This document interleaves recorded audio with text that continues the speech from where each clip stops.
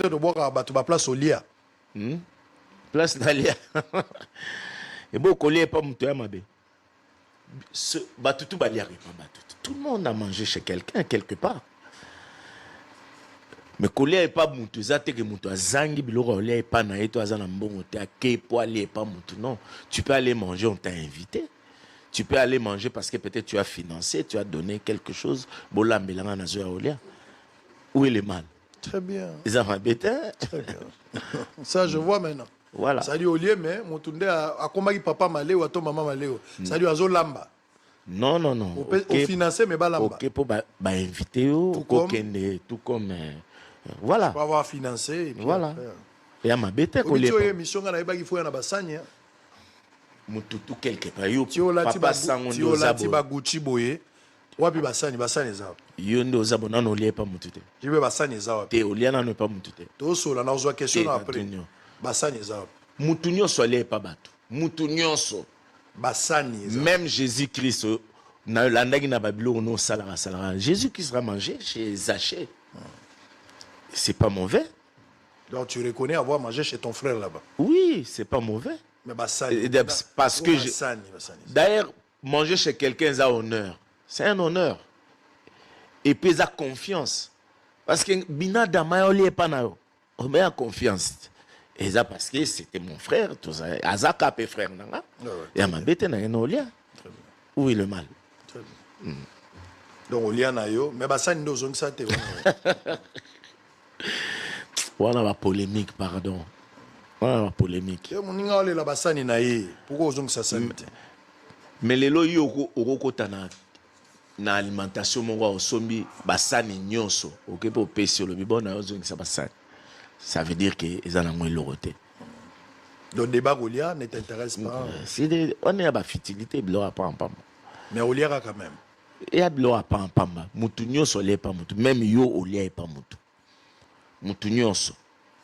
On a lié pas batumbale belé. Bah voilà. Là où tu n'es la lié pas batumbale belé. Voilà. Batubé balié n'a pas n'anga bambale belé.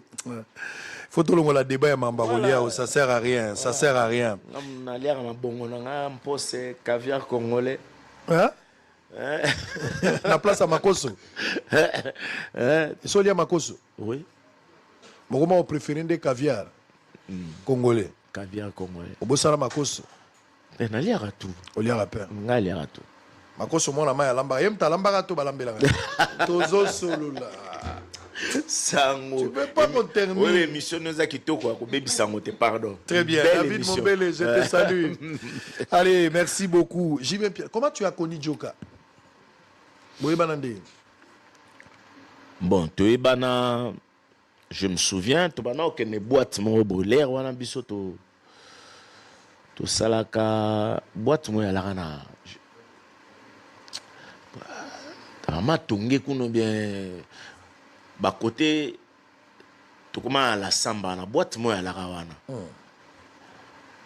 Toebana, que kuna zalaka DJ kuna ndena ebakaya, de Toebana. Ah, zalaka DJ kuna. Abanda au boire à so beaucoup de azolé là, papa chéri, c'était ça? Non, les on a ma maman bangé à la rata. Mais sur eux, il y a za DJ. Il y a client boy au melanabino. Alors Narabeta Matolo, qu'est-ce qui s'est passé? Boy ban ne botalika bo DJ to bando sur la maman. Non, bisoto alara, je me souviens jour en to alara na vie Joski. Ah, qui a beaucoup de temps. Ouais, tout le monde vie Joski. Via bah petit ça va na Hollande no boana moi boana elo on a noté na pesa DJ à ça là bon toi là il n'a monté malheureusement. Bon c'est bon. Et puis après et ça là que tout bah Mikolopé les gars qui belé déjà tout ce bana qui commence au monani boyebani. C'est bon. Bosololi. Ça dit ici il n'y a pas lieu de dire que Joka Salayo. Ah. Et bon l'air to kena poani parce qu'on était déjà au salle à Ozoloba. Tu connais boîte pour tout ça la promotion. Voilà. Et on a la promotion ça la boîte. Oui. Et on a internet et la raté là il faut bima la boîte de nuit. Au ça la promotion ba beta biloko na bino c'est ça. Rapport à Joka la musique nous a la carrière là. Qu'est-ce que je peux dire? À part l'air commis, hein? na sommet à ma carrière, il est venu après commencer ma présentation, ma émission, c'est tout. Au tigala au foot a été na ma prestation Non, moi quand la main gauche donne non à droite, salaire au travail on est au cabatin rémunération. Ma rémunération tu le bron avec na lobité foot à combien? Pardon s'il te plaît avec tout le respect. Je ne préfère pas et comme un sujet il y a polémique parce que au monde les lots déontologie il y a journalisme et koufa na Congo. Et comment donc mon neto solabo déjà après avoir mon adjane na ba TikTok ba katikati ojiba lobaki boye na nsangwa lobaki boye donc il faut éviter na comment éviter blom. Ce qui avait un bien ou un mal on parle de nous c'est qui est plus important. Ouais. Et puis likabuya Bralima et na la même moninga na Bralima. Bon moni avant d'entouken mamaka moi betano liso obombelo côté il faut affinir eza lokuta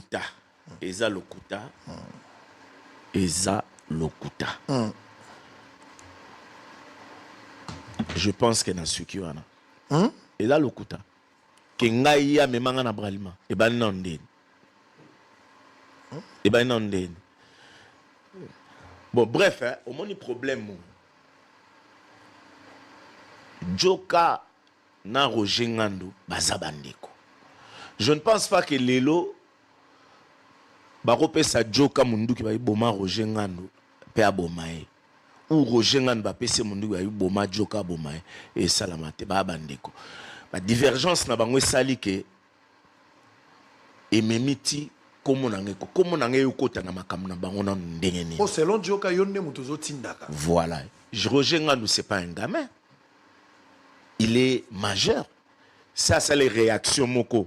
Bongo et comme Ndengwana, il devait s'attaquer à Roger. Pourquoi que cet acharnement contre JB?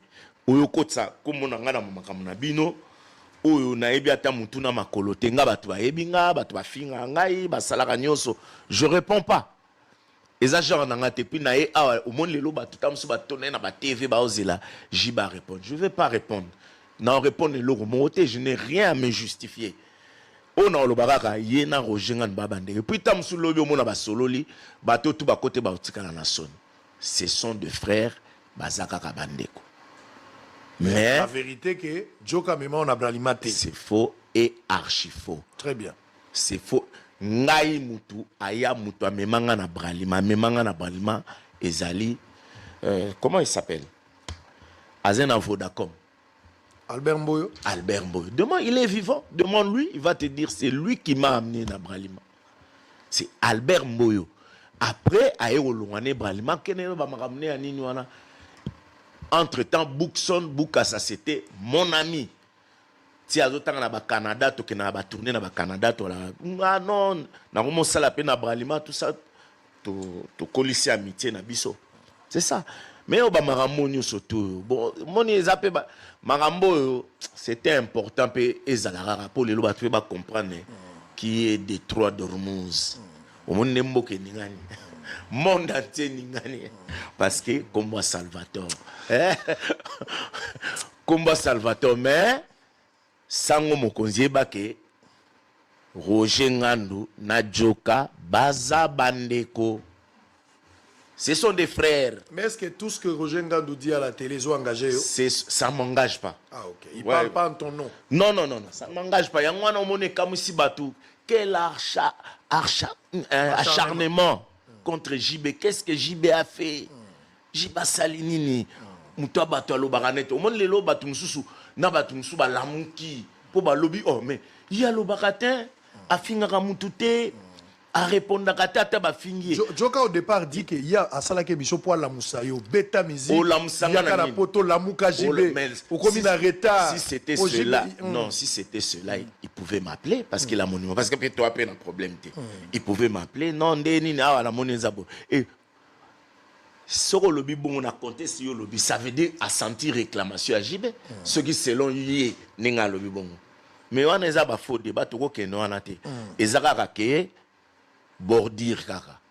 Mais yena Roger bazabandeko. Donc il y a rien au boy.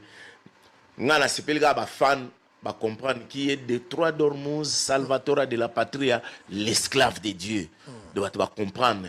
Ba comprendre force na ngai. Mais non, na mona mobala boeta lingi kimia na bato nyonso. Moi na boyo okota ba biloko mosusu hein, ekosala mo apasi eza ba pota kala mais ya nini mosusu so fongoli nzela na koti so lobika na kota na koti. Na lingi polémique te pardon. Na linga polémique te ngana amutwa.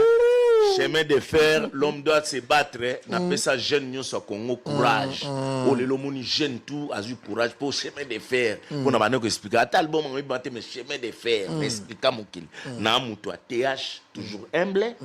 O ka ba idéologie nanga. Na amutwa son sérieux. Na amutwa quel est ton problème? Wana jibe mpiano. Lelo na amutu ya tout droit. Donc ça veut dire nazala nga mutu oyo alingane omoni batu mususu ba telemi. Donc internet ningani et batu ba bosen guerre este c'est pas intéressant. Vous mona likolo ya Salvatore de la patrie. On dit ma rappel Dormouz. Yango mona ebisio awa. Balinga ngo me basala assemblant. Basala assemblant. Oh. C'est pas pareil. Toi, leader à solo. Ce n'est pas pareil. Check. Allez, nous sommes en direct. Leader à solo. Leader. JB Piana va se